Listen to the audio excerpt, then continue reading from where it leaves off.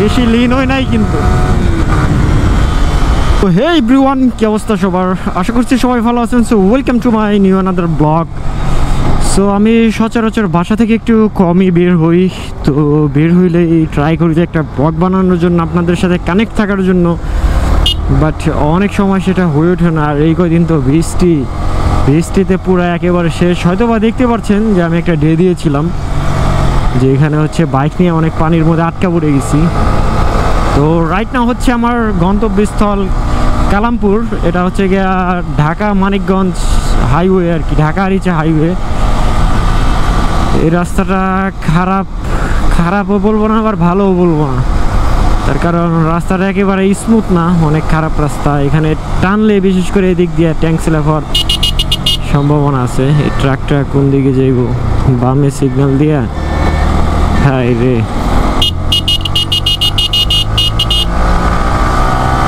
আর এই রাস্তায় কিছু কিছু লোকজন পাওয়া যায় যারা উর্কিস পার্কিস টানে। আর 15 একটা হায়ার সিসি বাইক দেখলে মানে টান লয়, মানে আসে না অনেকে এলাকার চাস্তে ভাইয়েরা, মানে হাইওয়েতে উঠে একটু অনেক দিন পরে যাদের বাসা আশেপাশে বা ভিতরে, মানে ওরা কি করে টান লয় এই বাইকের সাথে যদি দেখে ভালো একটা বাইক। তো আমার দরকার কন্টেন্ট, সেই কারণে ওদের সাথে আমি একটু তাল মিলাই। এখন আছি ঠিক জাহাঙ্গীরনগর। আমাদের বাংলাদেশের মধ্যে হচ্ছে জাহাঙ্গীরনগর নাম করা একটি ইউনিভার্সিটি। আমার বামে যে এই প্লেসটা দেখতে পাচ্ছেন, এটাই হচ্ছে গিয়ে ইউনিভার্সিটি জাহাঙ্গীরনগর ফার্স্ট গেট। এই যে এটা হচ্ছে ফার্স্ট গেট, অ্যান্ড সামনে হচ্ছে গিয়ে মেইন গেট, তারপরে আর একটা গেট আছে। জাহাঙ্গীরনগরের মোট 3টা গেট। সামনে হচ্ছে গিয়ে জাহাঙ্গীরনগর স্ট্যান্ড। এটা আমি শুনেছি অনেক ছোটবেলায় যে এটা নাকি একসময় বাংলাদেশের রাজধানী ছিল, বাট এখন তো আমাদের ঢাকা আমাদের ক্যাপিটাল। সো এই মেন গেটটা ক্রস করলাম জাহাঙ্গীরনগরের। এদিক দিয়ে রাস্তা অনেক বড়, বাট অনেক মানে উঁচু নিচু রাস্তা, অসমান, মোটেও সমান না। এদিক দিয়ে একটু টানা যায়। এই লাইটটা অফ করতে হইব। বেশি লিন হয় নাই কিন্তু, বেশি লিন হই নাই, এমনি টানলাম। রাস্তা খারাপ, আবার পিছনে একটা ব্যাগ বাঁধা আছে আমার, টানাটা আরও টানাটানি করা যেত। আর বাইকটা সার্ভিসের আগে মানে এইভাবে টানাটানি, ঠিক এখনও সার্ভিস দিই নাই গাড়ি, আমি ওইভাবেই চালাচ্ছি যেভাবে নিয়ে আসছি বাইকটা। ওই যে সামনে টান লইছে,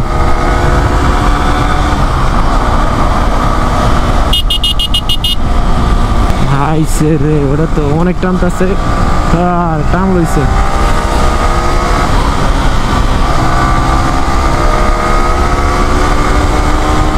আমি একটু আগে যখন বললাম যে এই রাস্তায় অনেকে পাই, তো এইগুলা হচ্ছে গিয়া তারা, যদিও টানটা আমার সাথে দেয় না, একাই টানছে। সামনে অনেক ভাঙাচোরা আছে, এই রাস্তাটুকু খারাপ। আবার সামনে বাস থামায় রাখছে হুদাই।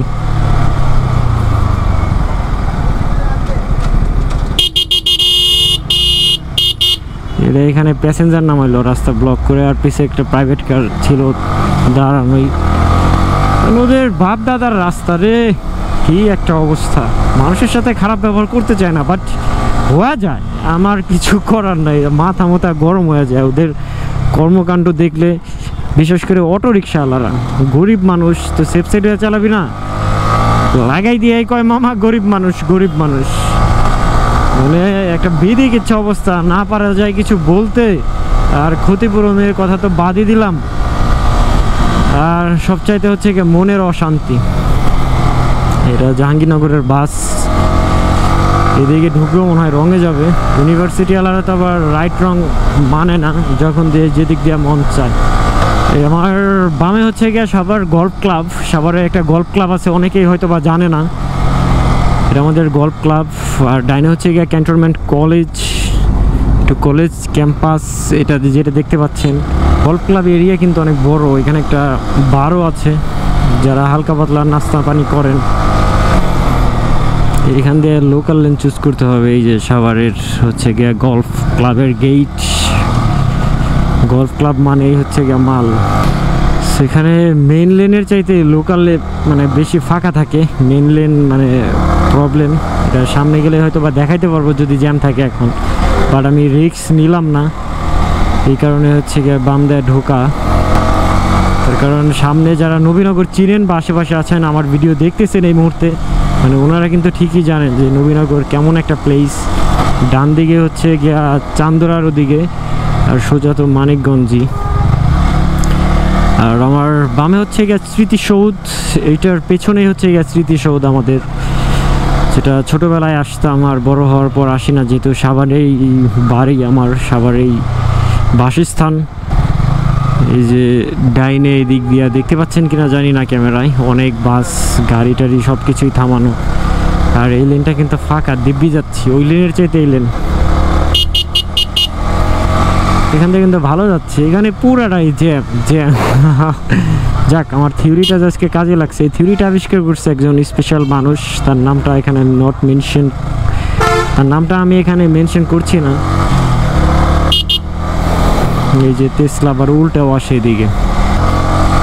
যাক, আমি নবীনগর পার হয়েছি, তার মানে জ্যামের আখড়া সামনে। আর জ্যাম নাই বললেই চলে, টুকটাক থাকলে থাকতে পারে।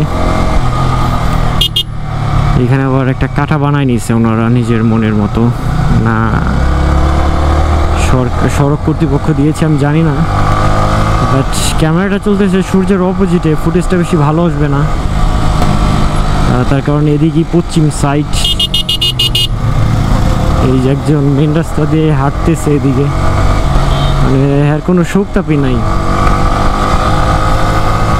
এদিককার রাস্তাটা মোটামুটি ভালো, তাও টানা যায়, তুলনামূলক টানা যায় গাড়ি। ক্যামেরার ফ্রেমটা একটু ডাউন করে দিলাম, এখন প্রপারলি দেখতে পাচ্ছেন কিনা ফ্রেমটা আমি জানি না, বাট এখন ঠিক আছে। আমি গণস্বাস্থ্য পার হয়েছি, এখন সামনে তো মোটামুটি গাড়ি ভালোই, বাট বাইকের জন্য সুবিধা আছে, মানে অনেক জ্যামজট কম পড়ে, বাইক যেখানে সেখানে ছোট জায়গা দিয়ে ঢোকানো যায়। আর একটা প্রাইভেট কার কিন্তু অবস্থা খারাপ, ধুলাবালিতে অবস্থা খারাপ, জাস্ট গ্লাসটা একটু খুলছি। সামনের জায়গার নাম হচ্ছে কোহিনুর গেট। তো কোহিনুর গেট এই জায়গাটা, মানে আমার বামে যে প্লেসটা দেখতে পাচ্ছেন, এখানে ভালো ভালো মিল ফ্যাক্টরি আছে, অ্যান্ড এদিক দিয়ে কিন্তু লোকজনের ভালোই বসবাস। আর বামে গেল লোকাল লেন, ডিরেক্ট গেল হচ্ছে গিয়ে সোজা লেন, তো আমি সোজা লেন দিয়ে ঢুকবো। এটা আবার সিঙ্গেল হাইওয়ে, এইখানেই প্রবলেম, সিঙ্গেল লেন আর কি। আসলে সিঙ্গেল লেনে চালানো মানাই হচ্ছে গিয়ে রিক্স, কিচ্ছু দেখতেছি না, যে ওভারটেকটা করবো, ওই পাশে অনেক গাড়ি, আরে গাড়ির বাতাসেই তো মনে হচ্ছে যে পড়ে যাচ্ছি এরকম। এখন এটার ওভারটেক করুন খুব আরামসে।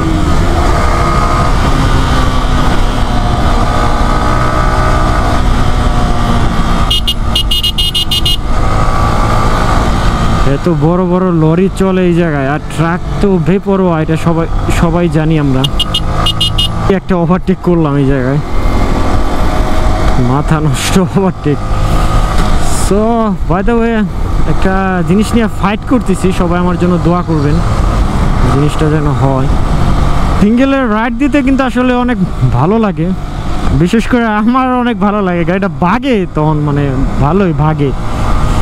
আর পিলিয়নে এইসব গাড়ি বেশি ভাগতে চায় না, হলো সিঙ্গেলে চালাইলে বেস্ট। বাট সিঙ্গেলে চালাইলে হচ্ছে গিয়ে রিক্সও আছে, একমাত্র ব্রেকিংয়ের ক্ষেত্রে, ছাড়া আর কোনো রিক্স নাই। ও এখানে চেকপোস্ট ছিল সম্ভবত, এখন পুলিশ নাই। এই ট্রাকগুলা মানে অনেক রিকলেস ড্রাইভিং করে এইসব রাস্তায়, ওদের জন্য তো বিপদ, বাইক টাইনে বা গাড়ি টাইনে। এখানে ওভারটেক করতে হবে, এখন রিক্স নিতে হবে, এছাড়া আর কোনো ওয়ে দেখতেছি না। রাস্তা খারাপ, তার উপর আবার এই ধরনের ওভারটেক। কি ওভারটেকটা করলাম একবারে সেনাবাহিনীর গাড়ির সামনে এসেই, এরকম একটা ইনসিডেন্স ঘটে গেল আমার সাথে। ও মা, এটা কি আবার রড? না, ভালো কাজ করছে, একটা পলি বাইতে দিছে। পলিটা না বাঁধলে হয়তো বা বুঝতেই পারতাম না যে এটার পেছনে পলিথিন আছে, সরি এটার মধ্যে রড আছে। সেটা একেবারে প্লেন হইলে তাইলে ঠিক আছে, আবার প্লেন হইলেও বেশি অ্যাক্সিডেন্ট হইতো, গাড়ি অনেক টানাটানি হইতো মনে হয় এই জায়গায়। তো জানি না কোথায় আছি, আরও 3-4 কিলোমিটার বোধ হয় যাইতে হবে আমার। তো সিঙ্গেল লেনে আমার রাইডের অভিজ্ঞতাটা কমও না আবার বেশিও না, বাট ডুয়েল লেনে বেশি। ডুয়েল লেনে রিক্স নাই, বাট ইদানিং অটোওয়ালাদের কারণে অনেক রিক্স, ওরা আসা পড়ে মানে ডুয়েল লেনেই এক লেন কি আবার সিঙ্গেল লেন বানায় ফেলায়, মানে সিঙ্গেল লেন ডুয়েল লেন বানায় ফেলায়। মানে যদিও কথাটা অনেক পেঁচাইলাম ভাই, কিন্তু আমার কথা হয়তো বা বুঝতে পারছেন, এইরকমই কিছু একটা হবে। যে ওয়েদার আর যে পরিবেশ, মানে ভালো লাগার মতো। এতটুকু রাস্তা আবার একটু ডেঞ্জারাস আছে, এই জায়গায় অ্যাক্সিডেন্ট হয় মনে হয়। আর আজকে তো ঝাঁকি টাকি একটু কমই লাগতেছে আমার, বুঝলাম না টায়ার প্রেশার বোধ হয় কমে গেছে, অনেকদিন মাপাই না টায়ার প্রেশার। মানে গাড়ি আছে কিনা আল্লাহ জানে, না নাই। সূর্যটা একেবারে ক্যামেরার লেন্সে পড়ছে মেবি। ওই কিরে ভাই, ওই দিয়ে পিলিকে চ্যাং হয়ে রয়েছে। হ্যাঁ, এই থামানি দরকার ছিল রে। সামনে আবার পুলিশের গাড়ি, বুঝতেছি না কি করব, মারাত্মক ওভারটেক করতে হবে ওই জায়গায়।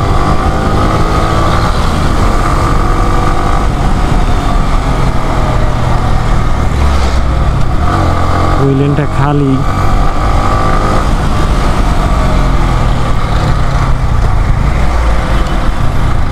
ভার্সন 4 আসতেছে। ভার্সন 4-এর যে প্রজেক্টর লাইটটা জোস লাগে, বাট গাড়িটা একটু পাওয়ার একটু কম মনে হয়। না, পাওয়ার সেম হওয়ার কথা, V3 V4, বাট সবাই বলে আর কি। এইখান থেকে একটু রং নেব আমি চলে আসছি কালামপুর স্ট্যান্ড।